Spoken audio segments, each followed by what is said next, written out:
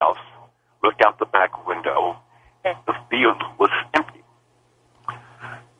But that night, I wake up in the late, and I look out my window, and these little grays are outside looking up at me. And one of them comes inside the house, takes me outside.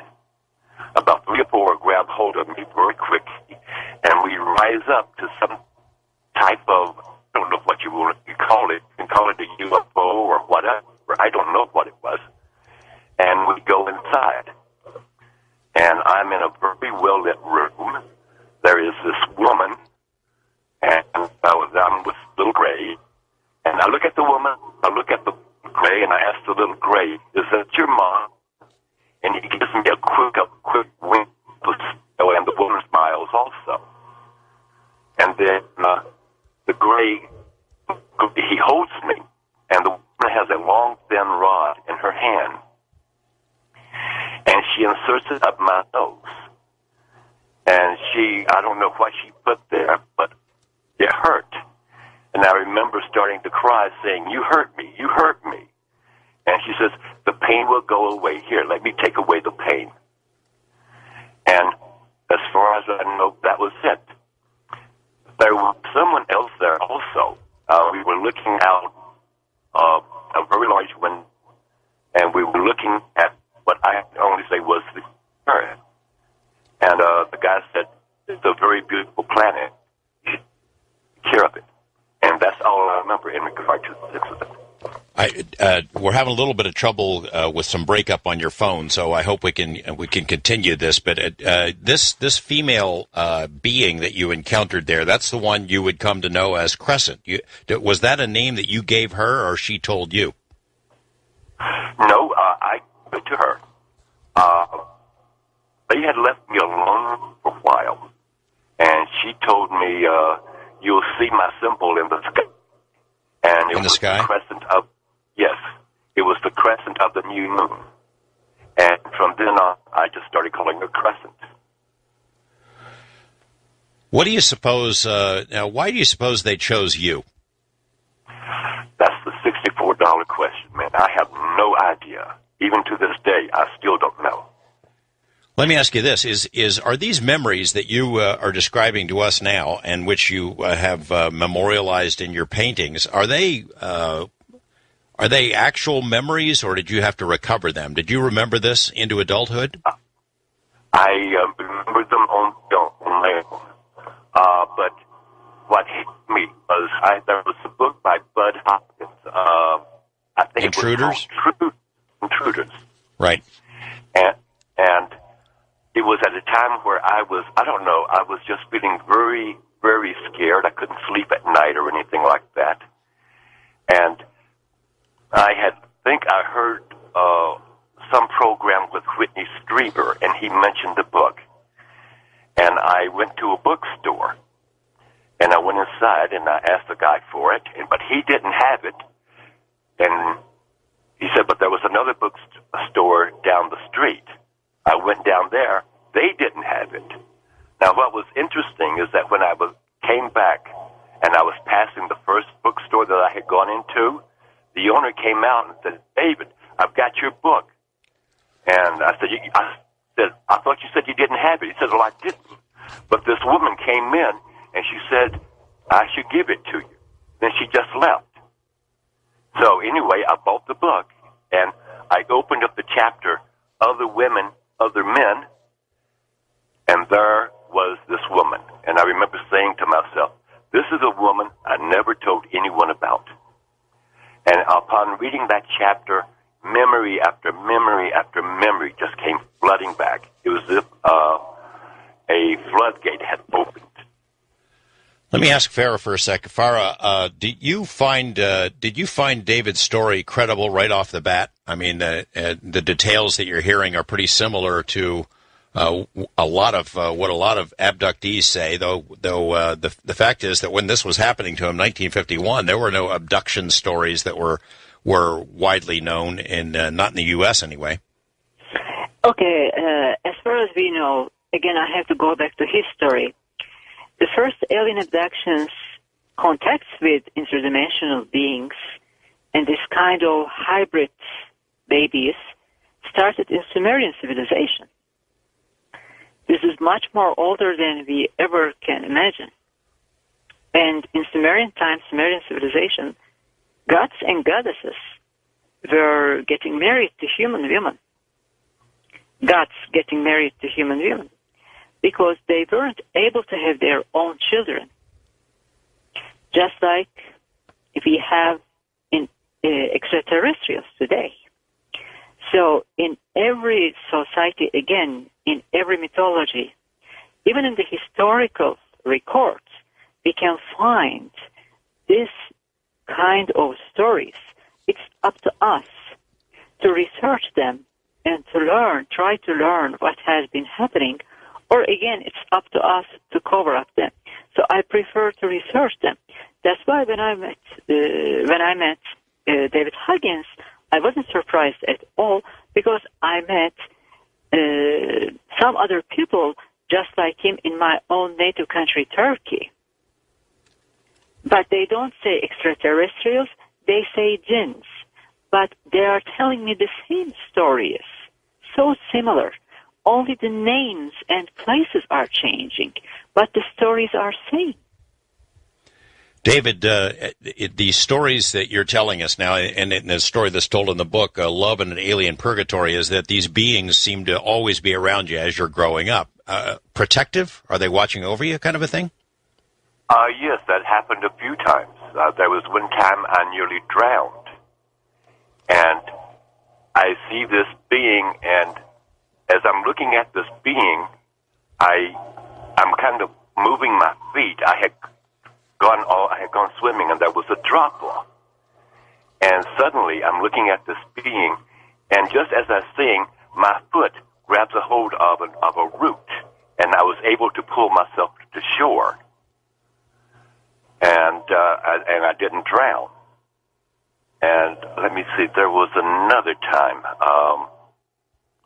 where I was driving a car, and there was this car coming up alongside me, and I hear this voice say, "Slow down, let this guy pass you." And I did. And about maybe 50 to 100 yards ahead of me, the guy lost control of his car, and he ran off into the ditch. Well, I mean, is that an alien experience, you think that stuff is? Or All I know is that I heard the voice, and I reacted, and I did what the voice told me to do. Slow down, let this guy pass. And that I did. And then the guy had the accident ahead of me. Can I just... Sure, go ahead, Farah. Can I add something? So, many people ask me why I gave this title to the book, Love in an Alien Purgatory. Purgatory because I have the same experience from my family.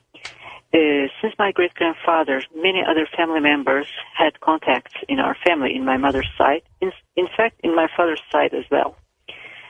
But this didn't bring us happiness.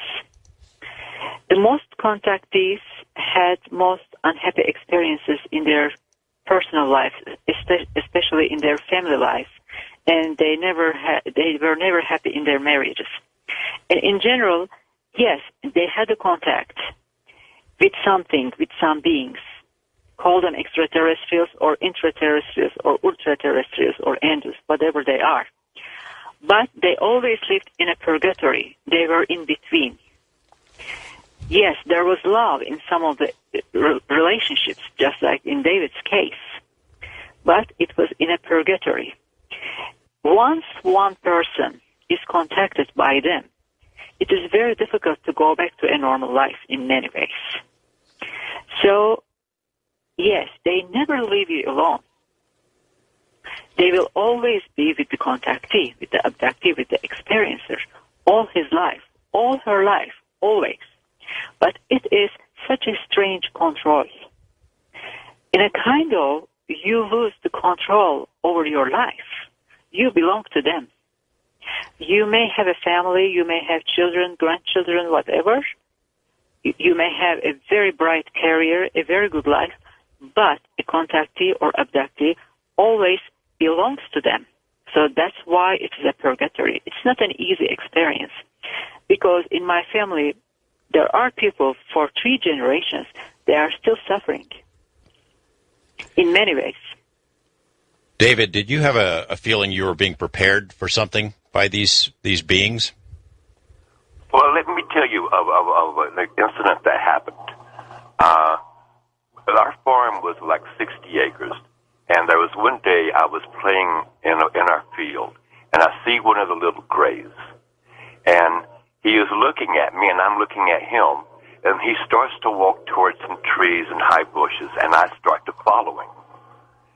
As I get closer, I notice that there is something on the ground, egg-shaped or oval-shaped. I have no idea what it is. I really don't know what kind of vehicle it is. But anyway, I'm beside it, and suddenly I find myself inside. And there is that little gray, and he's holding a cylinder. And in this cylinder is a fetus or a baby, really, and he's just showing it to me. And I really don't know. I really don't understand it.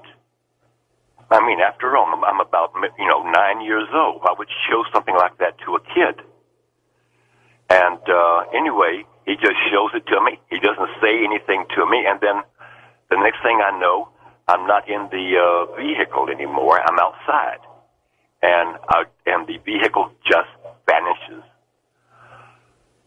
But when I was 17, I was going down to Altoona Lake. I was going to meet some friends there. We were going to go swimming. And it was a hot August day. And so instead of taking the road, I went through the woods. And as I go through the woods, I get to a clearing. And there is this woman, whom I call Crescent. And she is under some trees, and I see her, she sees me, and I just freeze.